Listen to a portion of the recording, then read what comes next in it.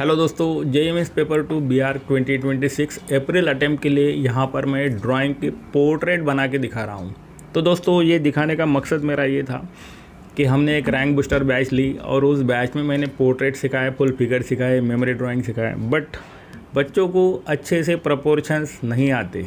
तो इसलिए मैंने सोचा कि एक पोर्ट्रेट आपको बना के दिखाता हूँ, उसके प्रपोर्शंस कैसे वो यहाँ पर बताता हूँ, ताकि कल जो एग्ज़ाम है उसमें अगर आप पोर्ट्रेट आता है तो उसका बेनिफिट आपको हो। तो यहाँ पर मैंने एक बाबा जी का पोर्ट्रेट लिया है, एक साधु बाबा। और दूसरी दिक्कत ये आती थी बच्चों की, मैंने जो देखा कि उसमें जो वाइट कलर की बियर्ड है, मूछें है, तो वो बनाना नहीं होता है, बच्चे ब्लैक कर देते। तो वो किस टाइप में बनाने होते, यहाँ पर मैं थोड़ा सा शेडिंग करके दिखाने वाला हूँ। तो दोस्तों स्टार्ट करते वीडियो। उसके पहले हम जल्दी ही नाटा के फाउंडेशन बैच स्टार्ट कर रहे हैं, तो आपके लिए प्लान बी होना चाहिए, इसलिए आपने ज़रूर इसमें इनरोल होना है, क्योंकि हम मिनिमम फ़ीस लेते हैं, लिमिटेड स्टूडेंट हमारे रहते हैं। तो ये बात आपको याद रखनी है और आपने नाटा के लिए मोगेज इंस्टीट्यूट में ज़रूर इनरोल होना है। तो चलो स्टार्ट करते हैं। यहाँ पर देखो मैंने एक सर्कल निकाला, सर्कल के मैंने 2 पार्ट किए, वर्टिकल और हॉरिजॉन्टल, ऐसे 4 पार्ट हो गए। और यहाँ पर मैं एक बेसिक शेप बना रहा हूँ। तो ये बेसिक शेप बनाने की ये सिंपल टेक्निक है, तो यहाँ आप देख सकते हैं। तो दोस्तों पहले तो जो पोर्ट्रेट है उसका एंगल कैसा है वो आपने ज़रूर देखना है। उसके बाद में यहाँ पर मैंने जो बनाया उस टाइप में, तो आँखों के लिए मैंने 5 पार्ट किए हैं सेंटर वाले लाइन के, और वहाँ से यहाँ नीचे जो लाइन ली थी वहाँ से मैं नोज़ बना रहा हूँ। तो दोस्तों ये जो नोज़ है वो जैसा दिख रहा है उसी एंगल में, उसी टाइप में हमें ये ड्रॉ करना होता है। तो यहाँ पर नोज़ मैंने बना लिया। अभी आँखें यहाँ पर बना रहा हूँ। आँखों का शेप कैसा है वो ज़रूर आपने देखना है और आँखें बनानी है। आँखें बनाते समय ऊपर वाली जो लाइन रहती है वो हमेशा डार्क करनी होती है, और नीचे वाली जो लाइन है वो लाइट रखना है। यहाँ पर बियर्ड किस टाइप में है, नोज़ कैसा है, लिप्स कैसे है, ये सारी चीज़ें आपको देखने को मिलेगी। तो यहाँ सेकंड आइज़, तो दोनों आँखों के बीच में एक आँख का डिस्टेंस होता है। एंगल ज़रूर आपने देखना है किस एंगल में वो आइज़ है। यहाँ से एक लाइन में निकाल रहा हूँ जो नोज़ के पास से, उसका भी शेप देखना है किस शेप में वो है, किस टाइप में वहाँ पर जा रही है। तो यहाँ एब्रोज बनाने के लिए, एब्रोज तो दिख नहीं रही है क्योंकि कुछ वाइट कलर वो बाबा जी ने अपने सर के ऊपर लगाया है, लेकिन उसमें से भी हमें थोड़ी सी एब्रोज दिख रही है, तो वो मैं यहाँ पर ड्रॉ कर रहा हूँ। नेक्स्ट नोज़ का जो पार्ट है वो किस तरह हमने लिया है वो थोड़ा सा आपने ज़रूर देखना है। तो एट इट इज़ पोर्ट्रेट होना चाहिए, इसकी तरफ ध्यान देना है। शेडिंग करते समय भी आपको यहाँ पर मैं कुछ चीज़ें बताऊँगा, वो ज़रूर आप देखो। यहाँ कुछ रिंकल्स है, वो रिंकल्स मैंने निकाल लिया आँखों के पास के। नोज़ के साइड वाली लाइन है वो भी यहाँ पर बना ली। अब हम यहाँ पर लिप्स बना रहे, तो लिप्स बनाते समय याद रखना है कि कितना डिस्टेंस नोज़ के पास से लिप्स का है। तो जो मैंने लास्ट वाली लाइन ली थी वहाँ से जो नोज़ की लाइन है उसका सेंटर जो आता है उसके ऊपर लिप्स आने चाहिए। यहाँ जो मूछें बना रहा हूँ वो भी आप थोड़ा सा देखना है। उसके टीथ भी दिख रहे हैं, तो टीथ भी मैंने यहाँ बना लिए हैं। अब हम स्टार्ट करते हैं। जहाँ पर वाइट पार्ट दिख रहा है नोज़ के ऊपर का, वो मैंने यहाँ ड्रॉ कर लिया है। जो मूछें है उसका शेप कैसा है वो भी ज़रूर आपने देखना है। तो लिप्स को थोड़ा मैं डिटेल कर रहा हूँ, यहाँ जितना डार्क है उतना ही डार्क हमें यहाँ लेना है। नेक्स्ट जो मैं ड्रॉ कर रहा हूँ वो सर के ऊपर, फोरहेड के ऊपर जो वाइट पार्ट है उसको मैं यहाँ ड्रॉ कर रहा हूँ। ड्रॉ करते समय उसकी गैप कितनी है वो ज़रूर आपने देखना है। दोनों वाइट पार्ट के बीच में कितनी गैप है वो आपने देखना है।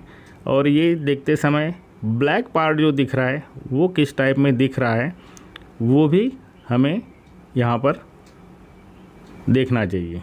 तो यहाँ आप देखेंगे किस तरह के मैंने ये वाइट पार्ट बना लिए हैं। तो ये पोर्ट्रेट जो है ये कंप्लीट मैंने 20 मिनट्स के अंदर बनाया है। जो स्केचिंग है वो 20 मिनट्स के अंदर मेरा हो गया है। तो यहाँ पर यही पोर्ट्रेट को आपको बना के मुझे ज़रूर बताना है कि आप कितने टाइमिंग में आपने आपका स्केच बनाया है और कितने टाइम में आपका शेडिंग कंप्लीट हो चुका है। क्योंकि पेपर रहता है 3 आवर्स का और 3 आवर्स में आपको aptitude, GK, maths and drawing के 2 क्वेश्चन सॉल्व करने होते। तो यहाँ हम देखेंगे कि मैंने तो 25 मिनट्स में जितना भी ये बनाया है ये कंप्लीट हो चुका था मेरा। जो स्केचिंग अभी कंप्लीट नहीं हुआ है, स्केचिंग मैंने 20 मिनट्स में कंप्लीट किया था और जो भी थोड़ा बहुत शेडिंग किया है वो मैंने लगभग 7-8 मिनट में मैंने शेडिंग कंप्लीट किया। तो यहाँ पर बियर्ड में बना रहा हूँ, तो बियर्ड वाइट कैसी दिखनी चाहिए वो मैं यहाँ दिखाने की कोशिश कर रहा हूँ। शेडिंग कैसा करना है वो भी हमें देखना है। तो दोस्तों ये साइड के कुछ हेयर, ऊपर का जो पार्ट है वो बनाना बाकी है। यहाँ पर शोल्डर, यहाँ देख सकते हैं कि शोल्डर हमें साइड से दिख रहे हैं, इस साइड के भी शोल्डर दिख रहे हैं।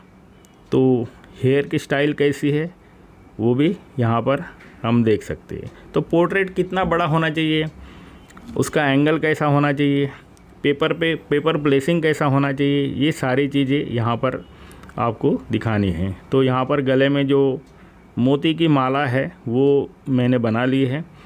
तो ऊपर का जो है उसके सर के ऊपर जो भी उसने लपेट लिया है हेयर के कुछ टाइप, वो यहाँ पर मैं ड्रॉ कर रहा हूँ। और इसके बाद में मैं हल्का सा आपको थोड़ा सा शेडिंग करके दिखाऊंगा। तो दोस्तों मोगेज इंस्टीट्यूट ये JEE की एग्ज़ाम ख़त्म होते से ही नाटा के फाउंडेशन बैचेस स्टार्ट कर रहा है। तो आपने ज़रूर प्लान B आपके हाथ में रखना चाहिए और नाटा में इनरोल होना चाहिए। नाटा के और JEE का पोर्शन काफ़ी अलग होता है। ड्राइंग, इस टाइप के ड्राइंग वहाँ नहीं देखने को मिलते, वो पोर्शन अलग होता है। इसलिए आपने एक चांस लेना चाहिए। और यहाँ पर हमारी फ़ीस बहुत मिनिमम रहती है, हम स्टूडेंट भी बहुत कम लेते हैं। तो दोस्तों इसलिए आपने मोगेज इंस्टीट्यूट में इनरोल होना चाहिए। तो यहाँ मैं आंखें एक साइड का मैं थोड़ा सा पार्ट बना के दिखाने वाला हूँ। आंखें बनाते समय जो आइज़ हम बना रहे, तो ऊपर की लाइन हमेशा डार्क होनी चाहिए, बाकी वहाँ से शेडिंग जैसा आपको दिख रहा है उस टाइप में आपने शेडिंग करना चाहिए। तो दोस्तों यहाँ जो मैं शेडिंग कर रहा हूँ ये मैंने 6B की पेंसिल ली है और 6B के पेंसिल से मैं यहाँ पर ड्रॉ कर रहा हूँ।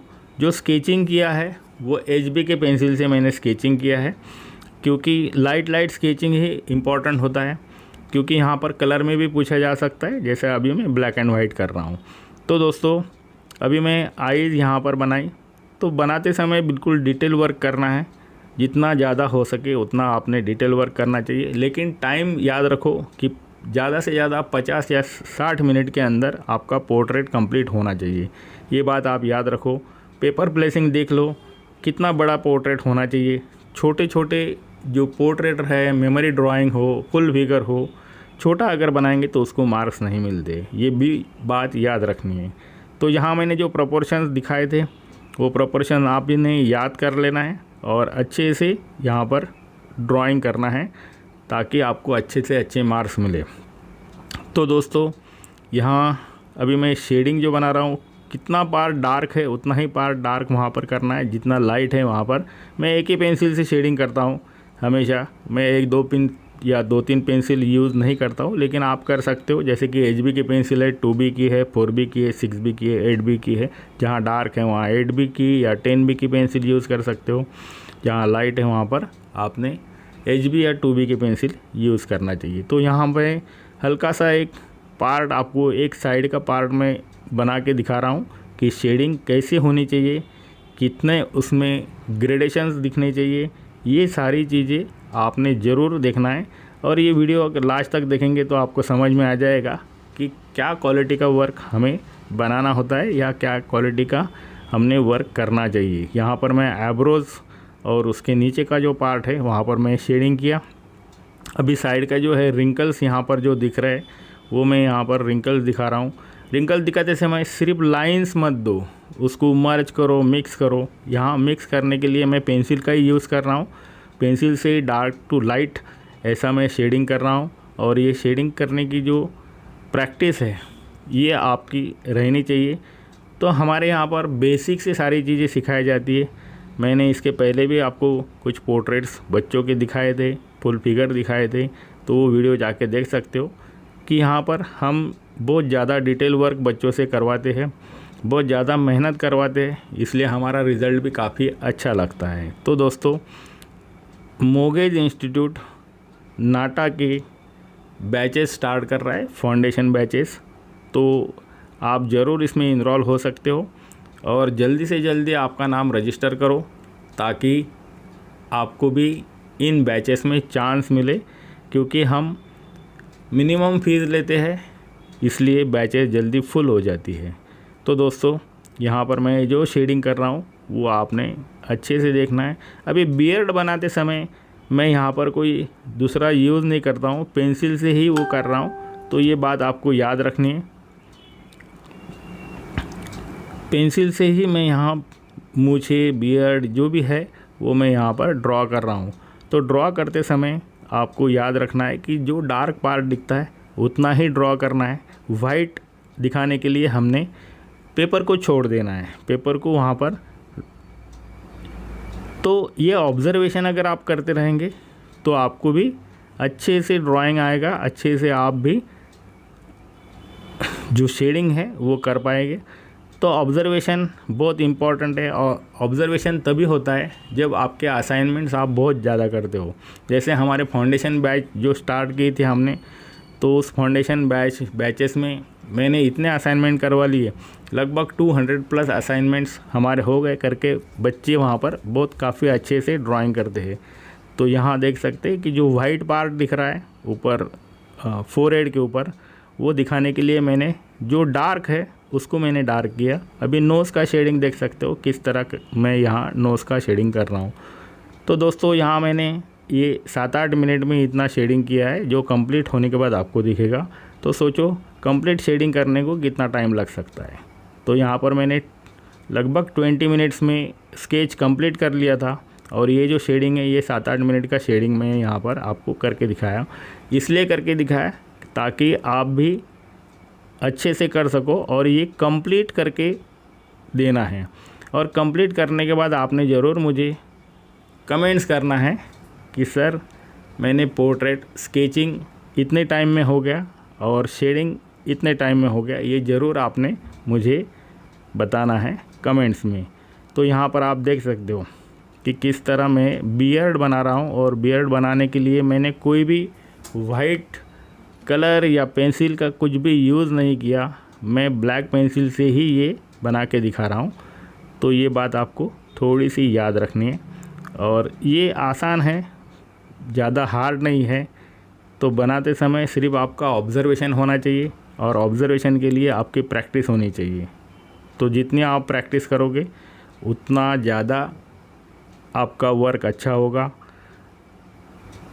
तो यहाँ पर ये बियर्ड दिखाने के लिए मैंने साइड का जो पार्ट है उसको मैं डार्क कर रहा हूँ ताकि वो बियर्ड हमारी खुल के नज़र आए, अच्छे से दिख सके।